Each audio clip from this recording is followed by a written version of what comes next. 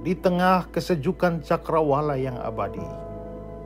Gemuruh rahasia ilahi berkumandang dengan keharmonisan yang sempurna. Dalam lingkaran cahaya yang mengelilingi segala sesuatu, terbentanglah kebenaran misteri Allah Tritunggal. Tiga pribadi yang berbeda, namun satu kehendak yang sempurna, satu tujuan yang kudus. Tak ada pertentangan di antara pribadi-pribadi Tritunggal ini. Tak ada kebingungan, keegoisan, atau ketakkompakan. Mereka bersatu dalam satu kehendak yang kekal, satu pikiran yang sempurna, satu kasih yang sempurna yang mengalir tanpa batas. Seperti nada-nada yang berpadu dalam simfoni ilahi, kehendaknya membentuk harmoni yang tak terlukiskan. Hanya ada satu Allah, satu hakikat di dalam tiga pribadi, yakni pribadi Bapa, Anak, dan Roh Kudus. Ketiga pribadi ini memiliki satu hakikat keilahian. Tidak seperti tiga individu manusia, seperti misalnya Abraham, Ishak, dan Yakub.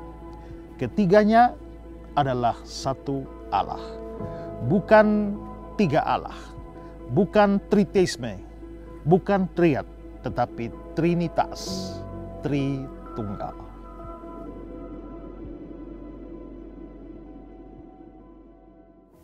Melito dari Sardis. Nah, kita baca atau melihat kata-katanya ya. Kata-kata Melito. Aktivitas dari Kristus setelah baptisannya, secara khusus mujizat-mujizatnya memberikan indikasi dan jaminan pada dunia tentang keilahiannya yang tersembunyi dalam daging. Allah seperti seorang manusia sempurna, dia memberikan indikasi positif dari kedua naturnya. Keilahiannya melalui mujizat-mujizatnya selama 3 tahun setelah baptisannya, kemanusiaannya selama 30 tahun sebelum dia dibaptis.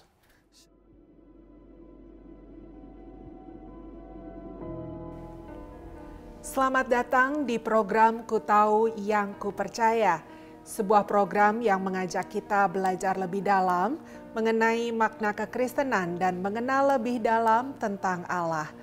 Pada seri kali ini kita akan belajar tentang doktrin Allah.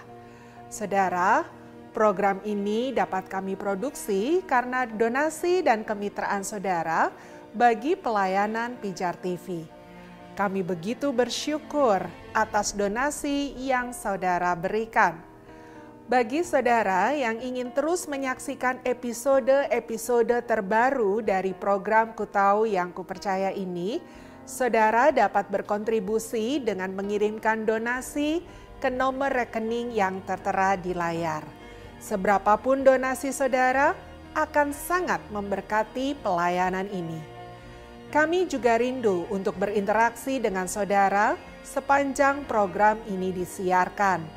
Kami rindu menjawab pertanyaan dan mendoakan saudara. Untuk itu, silakan hubungi kami di nomor WhatsApp yang tertera di layar agar kami bisa melayani saudara. Selamat menyaksikan.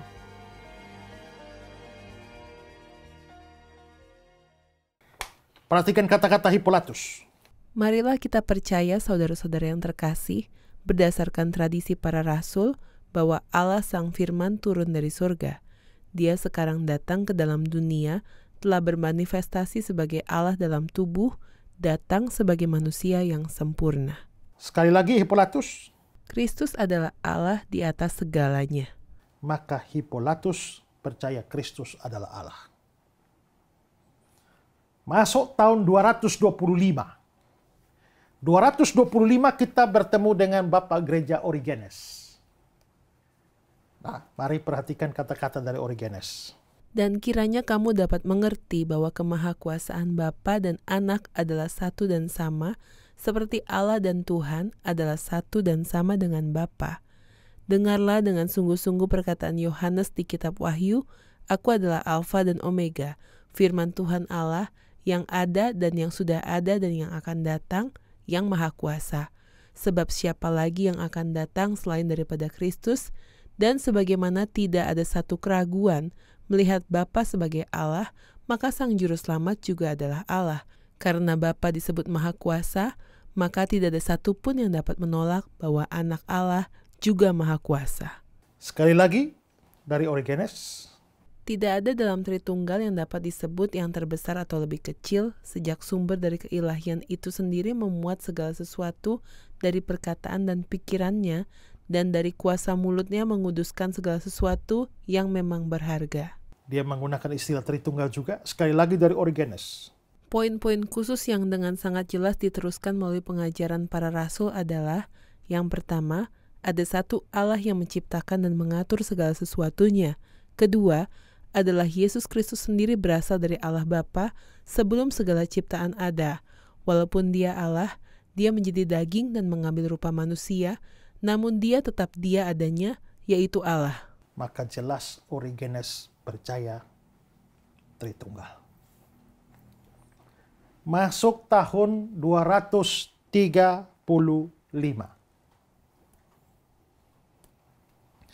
Tahun 235 kita bertemu dengan seorang yang namanya Novatianus. Coba simak kata-kata dari Novatianus. Alkitab menjelaskan Kristus sebagai Allah sebanyak menjelaskan Allah sebagai manusia. Alkitab menjelaskan Yesus Kristus sebagai manusia, terlebih lagi menjelaskan Kristus Tuhan sebagai Allah. Karena tidak dirancangkan untuk dia sebagai anak Allah saja, tetapi juga sebagai anak manusia, atau bukan saja dikatakan sebagai anak manusia, tetapi dia juga biasa berbicara sebagai anak Allah. Jadi dia adalah anak Allah dan anak manusia. Dia dua-duanya. Menjadi tidak sempurna jika dia hanya salah satu. Dia tidak dapat menjadi salah satu saja. Dan sebagaimana natur telah menentukan bahwa dia harus dipercayai sebagai manusia yang berasal dari manusia, maka natur yang sama juga telah menentukan dia sebagai anak Allah yang adalah Allah. Karena itu biarlah mereka yang membaca bahwa Yesus Kristus anak manusia itu adalah manusia, juga membaca bahwa Yesus yang sama juga adalah Allah dan anak Allah. Dari sini jelas bahwa Novatianus mempercayai rumusan kristologi seperti yang kita percaya saat ini. Masuk lagi tahun 250. 250 kita bertemu dengan Ignatius dari Antioquia. Di dalam suratnya ini, Ignatius, itu suratnya kepada jemaat Efesus, dia mengatakan begini. Kita juga punya seorang tabib, yaitu Tuhan Allah kita, Yesus Kristus, Sang Firman dan Anak Tunggal Allah sebelum waktu ada, yang kemudian menjadi manusia dari perawan Maria. Nah, lalu dalam surat ke jemaat Roma, Ignatius bilang, bagi Allah kita Yesus Kristus ada di dalam Bapa adalah penyataan yang lebih jelas. Maka Ignatius jelas percaya Yesus Kristus adalah Allah dan karena itu juga Tritunggal. Tahun 253 kita bertemu dengan Kiprianus dari Kartage. Kiprianus bilang, siapa yang menyangkal Yesus sebagai Allah tidak dapat menjadi bait Roh Kudus. Maka dia percaya tentang Yesus sebagai Allah dan Roh Kudus. Dia percaya Tritunggal. Tahun 262 kita ketemu dengan Gregorius yang dijuluki sebagai Wonder Worker. Coba perhatikan kata-kata Gregorius ini. Tetapi beberapa orang telah memperlakukan Roh Kudus secara tidak benar, ketika mereka dengan yakinnya menyatakan bahwa tidak ada 3 pribadi dan memperkenalkan ide satu pribadi tanpa subsistence. Alasan kita berbeda dari Sabelius yang percaya bahwa Bapa dan Yesus adalah pribadi yang sama. Inilah keyakinan kita karena kita percaya bahwa 3 pribadi yang disebut Bapa, Anak, dan Roh Kudus menyatakan memiliki satu ketuhanan, karena satu keilahian ditunjukkan berdasarkan natur dalam Tritunggal yang menguatkan keesaan dari natur. Gregorius lagi. Tetapi jika mereka berkata, bagaimana mungkin ada 3 pribadi tetapi satu keilahian? Kita seharusnya menjawab bahwa memang ada 3 pribadi karena ada pribadi Allah Bapa dan pribadi Anak dan pribadi Roh Kudus. Memang 3 tetapi satu keilahian karena hanya ada satu substansi dalam Tritunggal. Nah, jelas Gregorius percaya doktrin Tritunggal. Sekarang masuk tahun 305. Ya. Tahun 305 kita ketemu dengan Methodius. Perhatikan kata-kata Methodius. Karena kerajaan Bapa, Anak, dan Roh Kudus adalah satu, bahkan substansi mereka adalah satu, dan kedaulatannya satu, yang mana dengan pemujaan yang satu dan yang sama, kita menyembah satu Allah dalam 3 pribadi, sumber hidup tanpa awal, tidak diciptakan, tanpa akhir dan tak tergantikan.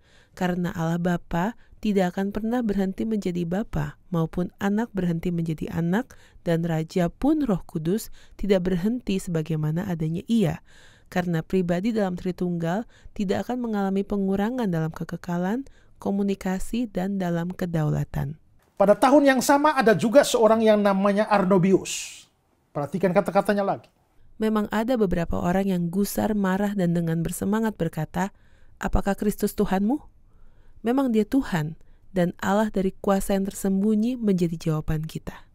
Maka jelas kedua orang ini percaya kepada Kristus dan juga Tritunggal. Lalu terakhir tahun 307. Tahun 307 kita ketemu dengan satu orang yang namanya Lactantius. Dia mengatakan begini. Dia, maksudnya Yesus, adalah anak Allah dalam roh dan anak manusia dalam daging. Jadi dia adalah Allah dan manusia. Maka Lactantius itu percaya Yesus Allah manusia. Nah, jadi kita bisa melihat Bapak-Bapak gereja dari tahun 140 sampai tahun 307 yang sudah saya kutip panjang lebar ini, ya, itu menunjukkan bahwa ada yang percaya Yesus itu, kalau Allah Bapa tidak usah dipersoalkan lagi. Sudah otomatis dia adalah Allah. Tapi Bapak-Bapak gereja percaya Yesus itu adalah Allah. Ada juga yang percaya dengan sekalian dengan Roh Kudus. Maka itu menunjukkan doktrin Tritunggal itu bukan baru muncul di dalam Konsili Nisea. Itu sudah di Alkitab dari zaman dulu sudah ada, tapi dalam sejarah gereja itu sejak dari tahun 140 itu para bapak gereja itu sudah percaya begitu. Ya. Lalu muncullah orang-orang bodoh ini yang bilang baru dibuat tahun 325, itu kan omong kosong besar itu ya. Nah, tahun 325 itu memang ada Konsili Nisea. Nah, ada yang Yesus baru diangkat jadi Tuhan tahun 325 itu seperti kata Irene Handono itu. Saniho Munir juga. Yesus baru diangkat menjadi Tuhan tahun 325. Ya, sebelum itu Yesus bukan menjadi Tuhan, belum Tuhan. Padahal waktu lahir saja dibilang hari ini telah lahir bagimu Kristus Tuhan di kota Daud. Ya kan? Berarti sudah Tuhan dari tempo dulu, dari kekal sudah Tuhan. Maka semua tudingan-tudingan bahwa Konsili Nisea lah yang melahirkan doktrin Tritunggal itu salah. Kepercayaan tentang Tritunggal itu sudah ada dari dulu. Tapi tahun 325 itu diresmikan menjadi ajaran resmi gereja. Gitu loh. Bukan baru dimunculkan. Yesus itu sudah dipercaya sebagai Tuhan, sebagai Allah. Tapi itu menjadi ajaran resmi gereja dalam konsili itu. Karena ada pro kontra antara Arius dan Athanasius. Itu sejarah gerejanya begitu. Tapi yang pasti Yesus bukan baru diangkat jadi Tuhan di situ, dan Tritunggal baru produk dari konsili tersebut. Ya, karena itulah maka apa yang sudah saya tunjukkan ini menunjukkan bahwa ajaran doktrin Tritunggal itu berakar di dalam kitab suci dan juga di dalam sejarah. Jadi ini bukan doktrin yang baru muncul beberapa tahun yang lalu dan bukan produk kita orang Kristen, itu dari kitab suci. Ya. Oke. Bapak saya mau tanya. Apakah orang-orang Yahudi mereka percaya sama Tritunggal apa tidak? Tidak. Mereka orang Yahudi atau orang Israel sekarang, mereka tidak percaya Tritunggal. Kenapa tidak, Bapak? Padahal Alkitab mereka sama seperti, bukankah Alkitab mereka sama seperti kita? Ya, Alkitab mereka dan kita tuh sama, hanya perjanjian lama saja. Kan mereka kan tidak percaya perjanjian baru. Tapi karena istilah perjanjian lama, perjanjian baru itu kan istilah Kristen. Karena kita ada yang satu dari Matius sampai Wahyu kita sebut perjanjian baru, maka Kejadian sampai Maleakhi itu kita sebut perjanjian lama. Tapi karena orang Yahudi tidak menerima yang Matius sampai Wahyu, maka bagi orang Yahudi tidak ada namanya perjanjian lama, perjanjian baru. Hanya satu kitab saja, yang namanya kitab Taurat. Ya, atau Tanah. Torah, Nevim, Ketubim.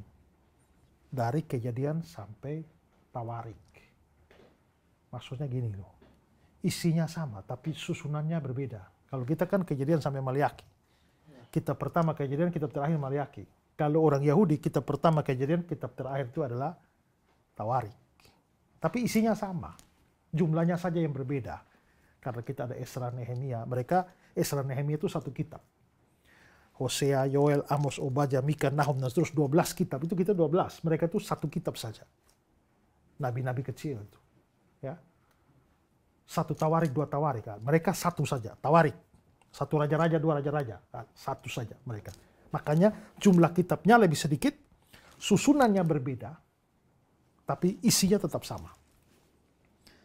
Tapi perjanjian baru mereka tidak terima. Nah, pertanyaannya adalah, kalau mereka punya Alkitab yang sama dengan kita perjanjian lama, kenapa mereka tidak sampai pada Tritunggal, kepercayaan pada Tritunggal? Karena begini, waktu kita belajar tentang doktrin Allah Tritunggal, kita melihat bahwa ada indikasi kejamakan dalam perjanjian lama, tapi nanti baru jelas itu dalam perjanjian baru kan, yaitu ada 3 pribadi, Bapa, Anak, Roh Kudus. Masalahnya adalah orang Yahudi tidak mengakui perjanjian baru. Dengan kata lain, mereka mendapat kebenarannya hanya setengah saja. Baru bayang-bayang, samar-samar saja. Yang jelasnya justru dalam perjanjian baru. Tapi yang jelas dalam perjanjian baru mereka tolak. Ya, bagaimana mereka bisa sampai kepada kebenaran tentang doktrin Allah Tritunggal? Itulah sampainya saat ini orang Yahudi tidak percaya doktrin Allah Tritunggal. Dan mereka juga tidak percaya bahwa Yesus itu adalah Allah. Yesus itu adalah juru selamat. Yesus adalah Tuhan. Orang Yahudi tidak percaya. Mereka percaya Yesus itu Mesias, tapi Mesias palsu. Karena itu mereka sebenarnya orang Yahudi itu bukan Kristen. Mereka bahkan anti-Kristen. Tidak percaya Yesus, tidak percaya Tritunggal juga. Ya. Maaf Pak, bertanya Ya. Pak. Baik Pak, kalau memang orang Yahudi tidak percaya dengan adanya Tritunggal ini, itu kira-kira mereka selamat apa tidak Pak? Kalau mereka tidak percaya Tritunggal, maka otomatis mereka tidak percaya Yesus kan? Karena Yesus kan bagian dari Tritunggal. Kalau mereka tidak percaya Yesus sebagai Allah, mereka juga tidak percaya Yesus sebagai juru selamat. Mereka tidak percaya Yesus sebagai Tuhan. Mereka tidak percaya Yesus sebagai Mesias. Ya, bagaimana mereka bisa selamat? Jadi biarpun mereka orang Israel, mereka umat pilihan Allah dalam zaman perjanjian lama, tapi mereka tidak percaya Yesus.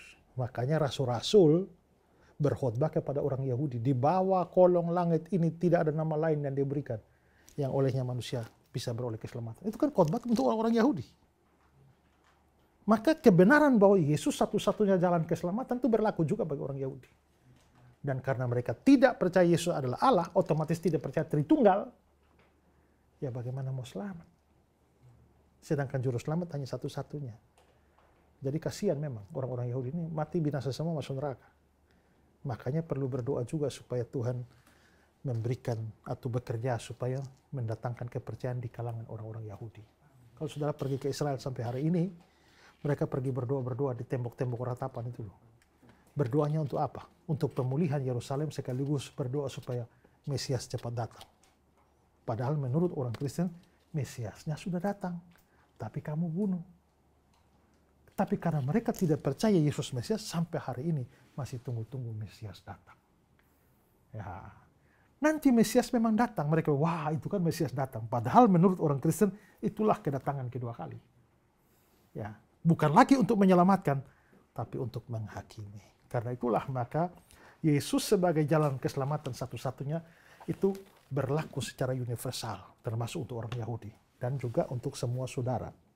Yesus adalah Allah, Tuhan, dan Juru Selamat. Dan karena itu kalau setiap orang, saudara, orang Yahudi itu adalah bangsa pilihan Allah. Mereka tidak percaya Yesus saja tidak mungkin selamat. Apalagi saudara yang bukan bangsa pilihan Allah. Sudah bukan bangsa pilihan Allah lagi tidak percaya Yesus juga.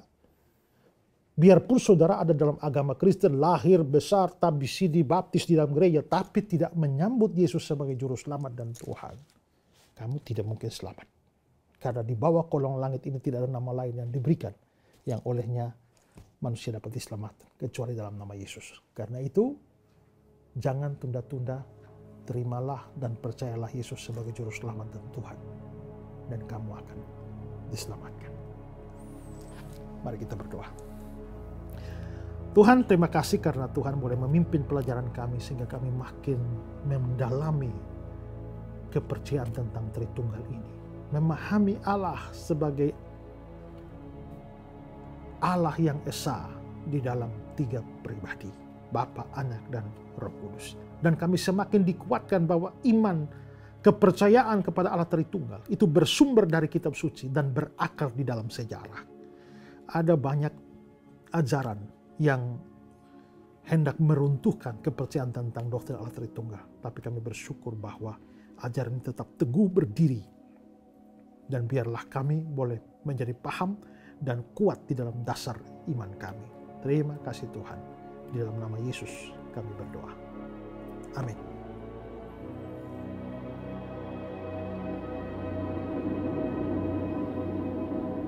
Stephen Neil berkata, ada Bapa yang dari kekal sampai kekal, merupakan sumber segala hakikat dan segala cinta kasih.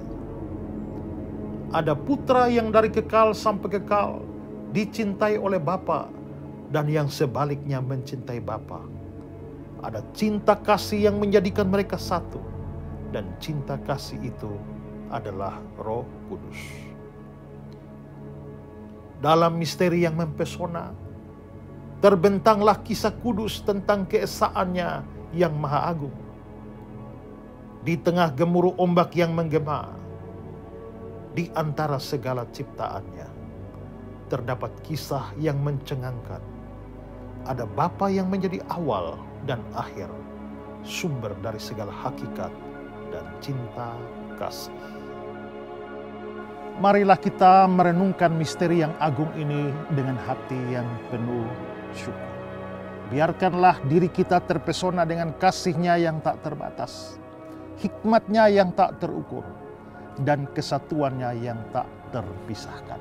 Allah Tritunggal, Bapa, Anak, dan Roh Kudus adalah kasih yang tak terbatas, adalah hikmat yang tak terukur, dan adalah kesatuan yang tak tergoyahkan. Allah Tritunggal, Allah yang esa.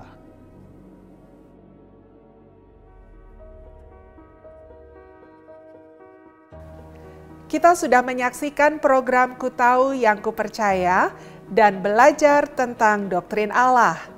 Kami rindu untuk berinteraksi dengan saudara setelah saudara menyaksikan program ini.